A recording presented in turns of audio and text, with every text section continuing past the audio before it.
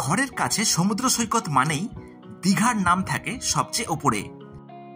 শীত, গ্রীষ্ম কিংবা বর্ষা, দীঘাকে নিয়ে আছে বাঙালির ভরপুর ইমোশন। সমুদ্র, আলো ঝলমলে রাস্তা, সবকিছুকে নিয়েই এই দীঘা, যেখানে সুযোগ পেলেই আমরা চলে যাই একা অথবা আমাদের মনের মানুষকে সাথে নিয়ে। কিন্তু দিনকে দিন এই পর্যটকের চাহিদার ফলে ট্রেনেও বাড়তে থাকে বাড়তি চাপ, এবং যার ফলেই অনেক আগে থেকে টিকিট না করতে পারলে দীঘা যাওয়ার ট্রেনে জায়গাই মেলে না।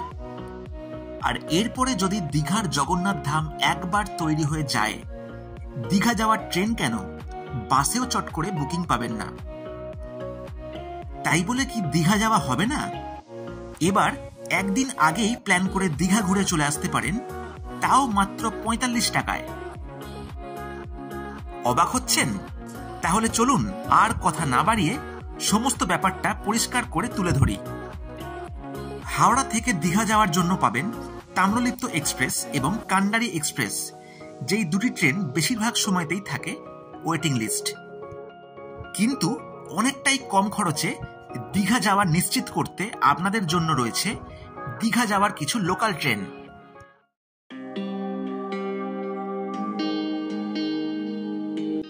যদি সকালে দীঘা পৌঁছতে চান, তাহলে সাঁতরাগাছি থেকে সকাল ৬টা ৪৫-এ ধরে ফেলুন 38301 সাঁতরাগাছি মেচেদা লোকাল, যেই ট্রেনটি মেচেদা পৌঁছয় সকাল ৮টায়। এই একই ট্রেন মেচেদা থেকে ৮টা ২-এ ছেড়ে সকাল ১১টা ৫-এ পৌঁছে দেবে দীঘা। বিকেলবেলা দীঘা পৌঁছতে হলে নিতে পারেন 08143 পাঁশকুড়া দীঘা লোকাল।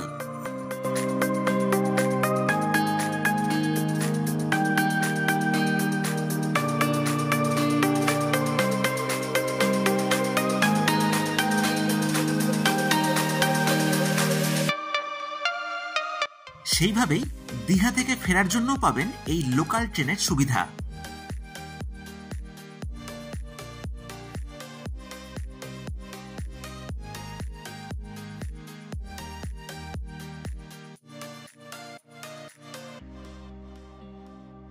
দুপুরের দিকে দীঘা থেকে ফেরার জন্য নিতে পারেন 08140 দীঘা মেচেদা লোকাল, যেই ট্রেন দীঘা থেকে প্রতিদিন দুপুর 12টা 5-এ ছেড়ে মেচেদা পৌঁছয় দুপুর 2:30-টে।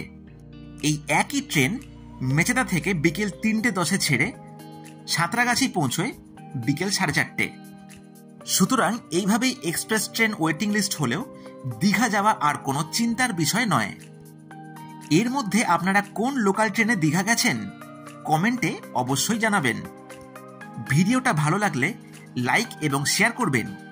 আরও এরকম নতুন ভিডিও দেখার জন্য চ্যানেলটিকে সাবস্ক্রাইব করে পাশে থাকবেন।